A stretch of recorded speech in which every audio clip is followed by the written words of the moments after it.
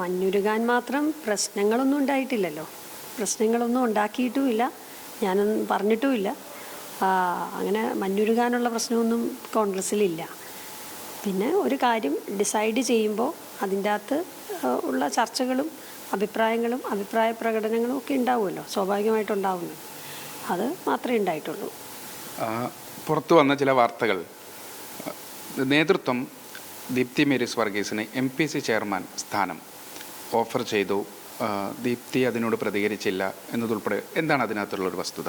ഞാൻ ഈ സത്യത്തിൽ ഇത് അറിയുന്ന മാധ്യമങ്ങളിലൂടെ, എനിക്കറിയില്ല ഇത് ആരാ പറഞ്ഞതെന്ന് തന്നെ. അങ്ങനത്തെ ഒരു ചർച്ചയും ഉണ്ടായിട്ടില്ല, അങ്ങനെ എന്നോടാരും പറഞ്ഞിട്ടുമില്ല. അങ്ങനെ അത് അല്ലെങ്കിൽ തന്നെ ഇപ്പോൾ അത് ചർച്ച ചെയ്യേണ്ട ഒരു സാഹചര്യം പോലും ഇല്ലല്ലോ. അതെന്താ ഇപ്പോൾ ചർച്ച ചെയ്യേണ്ട ഒരു ആവശ്യം എന്താ ഉള്ളത്?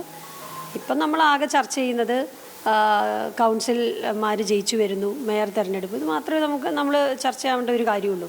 ഇതിപ്പോൾ എന്താ ഇതെന്താ ഇപ്പോൾ ഇതിൻ്റെ ഒരു ആവശ്യം എന്താണെന്ന് തന്നെ എനിക്ക് മനസ്സിലാവുന്നില്ല.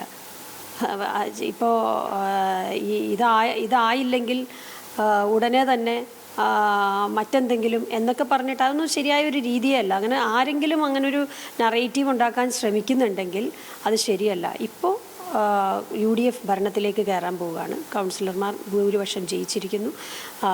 UDF നഗരസഭാ ഭരണത്തിലേക്ക് കയറാൻ പോകുന്നു. അത് മാത്രമേ ഇപ്പോൾ ചർച്ചയുള്ളൂ. മറ്റുള്ള വർഷങ്ങൾ കഴിഞ്ഞിട്ടുള്ള കാര്യങ്ങളോ മാസങ്ങൾ കഴിഞ്ഞിട്ടുള്ള കാര്യങ്ങളോ ഒന്നും ഇപ്പോൾ ചർച്ച ചെയ്യേണ്ട ആവശ്യമില്ലല്ലോ.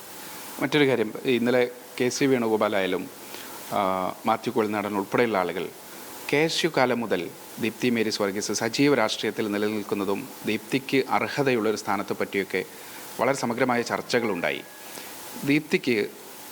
ദീപ്തി മേരീസ് വർഗീസ് എന്ന് പറയുന്ന ഒരു കോൺഗ്രസിൻ്റെ പ്രധാനപ്പെട്ട ചുമതലയിരിക്കുന്ന ഒരു വ്യക്തിക്ക് ഇത് അർഹിച്ച ഒരു അംഗീകാരമായിരുന്നില്ല, അല്ലെങ്കിൽ അത് നൽകേണ്ടിയിരുന്നതായിരുന്നില്ലേ? അല്ല, എന്നോട് അതിൻ്റെ അകത്ത് ഏറ്റവും പ്രധാനപ്പെട്ട ഈ തെരഞ്ഞെടുപ്പിന് ചുക്കാൻ വഹിക്കുന്ന വ്യക്തിയുടെ നിർദ്ദേശപ്രകാരവും അദ്ദേഹത്തിൻ്റെ ഉള്ള കമ്മ്യൂണിക്കേഷൻ്റെ ഒരു അടിസ്ഥാനത്തിലൊക്കെയാണ് ഞാനിതിൽ നിൽക്കാൻ തീരുമാനിച്ചതും മുമ്പോട്ട് പോയതും. അതിൻ്റെ സജീവമായിട്ട് ജയിക്കാനുള്ള എല്ലാ ശ്രമങ്ങളും, UDF ജയിക്കാനുള്ള എല്ലാ ശ്രമങ്ങളിലേക്കും ഞാൻ എൻ്റെ പങ്ക് ഞാൻ അവിടെ ചെയ്തത്. ചുമതലയുള്ള ആളെന്ന് പറയുമ്പോൾ പ്രതിപക്ഷ നേതാവ് തീർച്ചയായിട്ടും. പിന്നെ പ്രതിപക്ഷ നേതാവിൻ്റെ ഒരു കൺസെൻ്റ് ഇല്ലാതെ KPCC ജനറൽ സെക്രട്ടറി മത്സരിക്കാൻ തന്നെത്താനെ തീരുമാനമെടുത്ത് അങ്ങനെയൊന്നും വരില്ലല്ലോ. അത് കൂടിയാലോചിച്ച് തന്നെയായിരുന്നു. കൂടിയാലോചിച്ചാണ് വന്നത്, കൂടിയാലോചിച്ചാണ് പ്രവർത്തിച്ചത്.